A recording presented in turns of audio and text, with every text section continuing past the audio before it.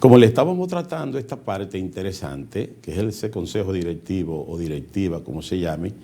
de una sociedad comercial de responsabilidad limitada, y hablábamos de las funciones que ejerce el gerente, el doctor Cerda va a dar algunas explicaciones con relación a este punto. Bueno, la empresa individual de responsabilidad limitada se crea por medio de una declaración que hace el único dueño a un notario. Este notario levanta una declaración jurada que hace esa sola persona por respecto a la separación del patrimonio. A partir de ese momento se crea una persona moral diferente a la persona física que es su fundador, su creador.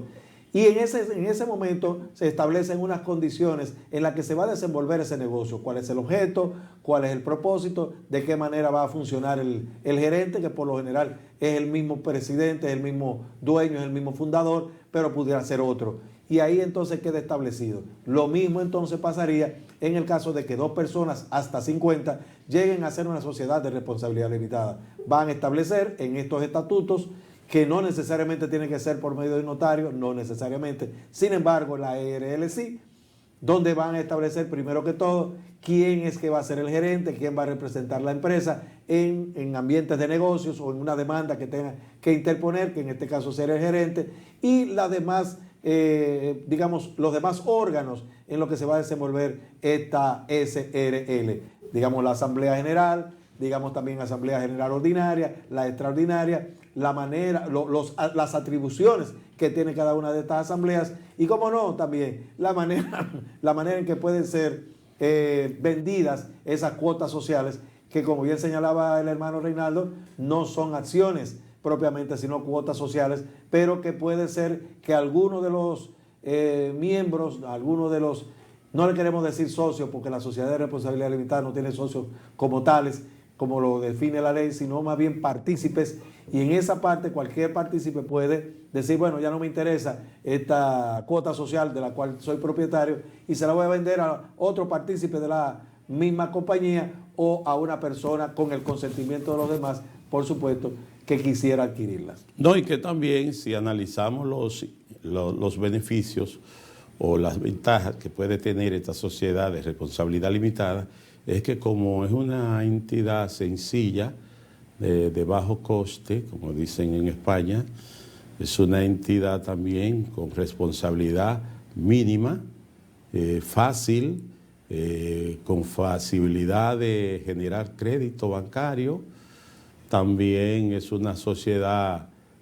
que no envuelve a nivel fiscal, doctor, no envuelve tanto coste sobre el desenvolvimiento. Cuando ya está desarrollada, también el asunto de los comprobantes fiscales pueden hacer su papel interesante para la organización con relación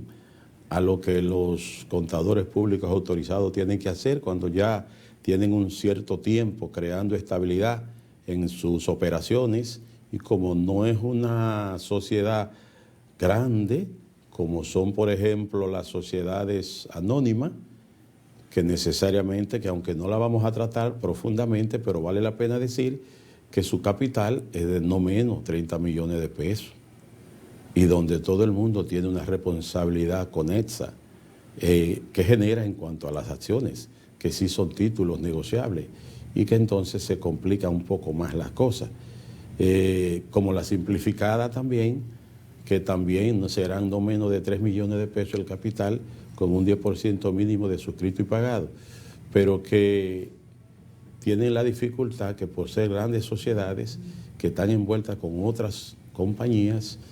pues se complican un poco más las cosas, hasta para la aprobación de algunos créditos o de algunos negocios que se quieran hacer, porque hay que contar con un consejo probablemente más amplio,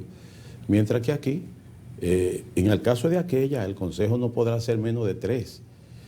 aunque las sociedades pueden generarse de 2 o más, pero el consejo mínimo tiene que tener 3 personas. En este caso, el consejo lo puede crear hasta una misma persona y puede designar a una segunda persona, por lo menos con un solo voto, con lo relativo a la cuota social, y usted estar siendo representante de casi todas las cuotas sociales y generar inclusive hasta quórum a la hora de decidir sin la necesidad del otro. Tiene la ventaja también de que puede establecerse en los estatutos que a la hora de hacer una convocatoria podría ser hasta sin la necesidad de convocar, con el solo hecho de reunirse y esa reunión poder generar una especie de lista de presencia de esos socios y firmar y levantar acta de que ciertamente se reunieron a los fines de aprobar algún proyecto de negocio que tiene que ver con esa sociedad comercial de responsabilidad limitada. Es simple. Yo entiendo, no sé usted qué tiene que decir. Queremos insistir en que tomamos este momento para traerle a ustedes estas informaciones, porque estos son vehículos de negocios. Todos estos tipos societarios, así lo conocemos nosotros los abogados, son vehículos de negocios. ¿Qué se hace con estos vehículos de negocios? Bueno, que los negocios que vaya a realizar cualquier persona, desde el más pequeño hasta el más grande, hasta el negocio de mayor cantidad de capital, necesitan una entidad que los desarrolle manteniendo separados los patrimonios de las personas que lo componen. De manera que se pueda hacer negocio, como decía, sin necesidad de que eventualmente por alguna situación que no le pudiera ser favorable a la empresa y en el mismo negocio, que vengan a cobrarle sobre las personas que lo componen. Así las cosas. Entonces, lo primero que señalábamos es que si es una IRL debe hacerse una declaración jurada y poner los órganos de gobierno de este tipo de empresa, y si es una sociedad de responsabilidad limitada en sus estatutos. Así las cosas. Entonces, vemos que cuando se tiene el estatuto preparado, se tiene que pasar pues a una asamblea para la aprobación de esos estatutos. Y antes de eso, habría que haber llevado el nombre que se pretende tener a la Oficina Nacional de Propiedad Industrial, que es la ONAPI, y allí entonces conseguir ese nombre como condición previa. Así la cosa, cuando viene a redactarse los estatutos, que es el primer paso, y luego se hace en la asamblea, ya tenemos el nombre y también es bueno tener definido qué tipo de actividades va a realizar esta compañía. De manera que ese tipo de actividades no debe ser, nosotros los abogados recomendamos, que no debe ser algo desaforado, sin regla, sin un orden, sin un propósito. Porque si lo que usted hace, por ejemplo, es hacer ventanas, no debe poner, por ejemplo, usted vender electrodomésticos o vender medicamentos, que son cosas que están completamente divorciadas. Hay quienes les gusta hacerlo porque le abre la posibilidad de que los negocios como tal pueden diversificarse. Sí, pero hay que tener cuidadito con eso, porque dentro de lo que le vamos a explicar está la vinculación que tienen cada una de estas empresas con las distintas oficinas públicas. Por ejemplo, acabamos de decir, la Oficina Nacional de Propiedad Industrial le va a dar un nombre comercial por 10 años. Luego de eso va a tener que ir a la Dirección General de Impuestos Internos, cómo no, va a tener que ir al Ministerio de Trabajo también, cómo no, y puede también ser suplidor del Estado, que eso tendría que establecerse en otro bloque, como lo vamos a decir, porque definitivamente ese funcionamiento y operatividad que se da precisamente para constituir esta compañía tiene que continuarse hasta que la empresa esté vigente. Hay que hacer la declaración en impuestos internos, hay que renovar el nombre comercial, hay que renovar el registro de suplidor del Estado, todo eso hay que estar constantemente, hay que crear la planilla, y ese tipo de situaciones se dan todos los años o cada cierto tiempo que hay que ir acudiendo a cada una de estas oficinas públicas. No, y también se establece que en estas sociedades de responsabilidad limitada, el que es gerente puede también tener un salario como empleado, asignarse su salario, y si hay alguno que otro que formen parte como miembros también, porque así es de simple, así es de sencilla. Estas sociedades también pueden ser hereditarias, pueden tener capitales suplementarios, pueden también generar privilegios. También estas sociedades, además de tener un objeto de comercio, necesariamente va a tener que ser afín, porque si usted se encarga, por ejemplo, de importar vehículos en esa sociedad comercial y ya usted tiene una licencia de importador, y usted puede dentro de ese mismo objeto de negocio de esa sociedad, no solamente la de importación, usted puede tener la de vender y comprar vehículos nuevos y usados, y así como el financiamiento también, que es afín. Porque es que hay un objeto principal y hay unos objetos que son suplementarios porque van ligados con el principal y a nivel de registro comercial eso se permite. Siempre que se va a constituir una de estas sociedades se le dice, doctor, dígame cuál es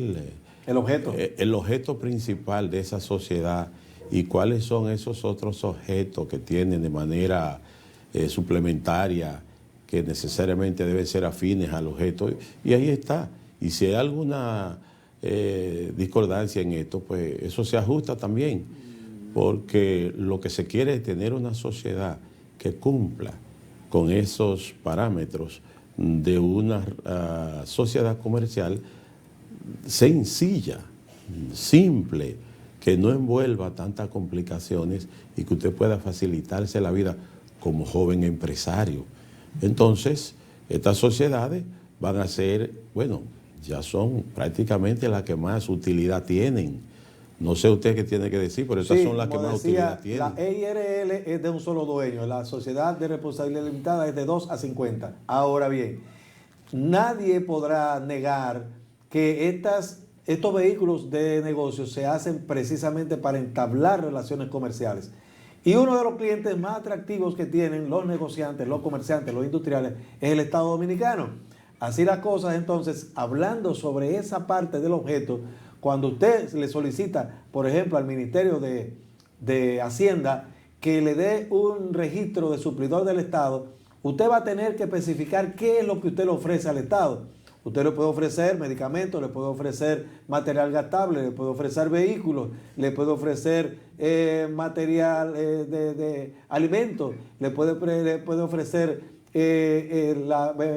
alimentos procesados como es el desayuno escolar o el almuerzo escolar. Usted puede ofrecer lo que usted considere y el Estado paga muy bien. Y en ese sentido, tenemos que hacerle la observación de que el objeto que usted ha elegido para colocarlo en el registro mercantil debe de ajustarse al servicio o bien que usted le va a prestar al Estado. Entonces, queremos insistir sobre esa parte porque se acostumbra a poner el objeto principal de esta empresa será y cualquier otro que sea de lícito comercio, y hay que tener cuidado con eso, porque muy fácilmente, por esa partecita final, usted cree que va a poder, de una fábrica de puertas y ventanas, como le estamos diciendo, usted le va a poder vender medicamentos porque dice cualquier otro de lícito comercio y le van a decir que no, porque tiene que haber una especialidad. Y por eso queremos hacer hincapié en esa parte de que cuando usted crea una compañía debe hacerlo para un determinado negocio porque debe hacerse así. Ya será otro el propósito cuando hay una agrupación de empresas como serían los holdings, pero eso es otra cosa. Vamos a continuar en el próximo bloque sobre este mismo tema.